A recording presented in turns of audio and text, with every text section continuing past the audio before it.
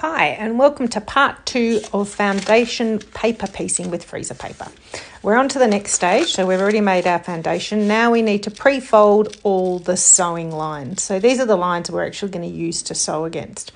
So pre-folding them makes it easier. So first up, we are going to start with our first fabric. Now with the shiny side up, the wrong side of the fabric down, we're going to iron it to that front. So if you iron from the back, not going to stick to your iron, it's going to stick to your fabric.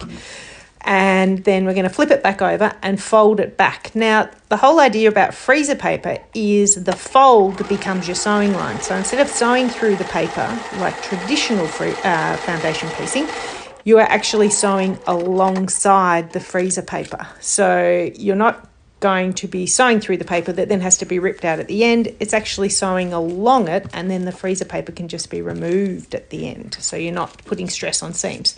So here you can see I've sewn that first seam, then I've ironed the next piece down. Sometimes you need to do a couple of irons just to make sure it sticks. And then I use one of these add a quarter rulers. They're a cute little gadget that has a 1/4 inch seam, and trim your fabric off.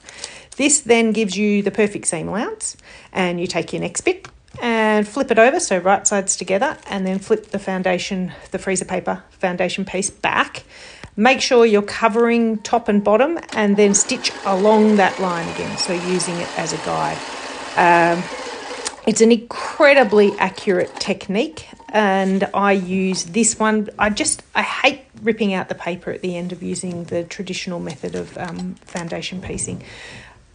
It's tedious. This is not. And the bonus, here I am, so folding back again to that line and then trimming to 1/4 inch. So all these pieces of fabric that I've cut are much larger, not just 1/4 inch, they're quite a bit larger, but they don't have to be accurate than the actual shape that we're making. So again, I've sped this up because obviously it's very repetitive, and sewing along and ironing along. So one of the, I was taught by another teacher, and she uses the word sift. So you sew, iron, fold, trim. And that's how you end up with this wonderful shape at the end. And you can see this is all ironed on. And then the next step is to actually trim. And that will be in part 3. So stay tuned for that.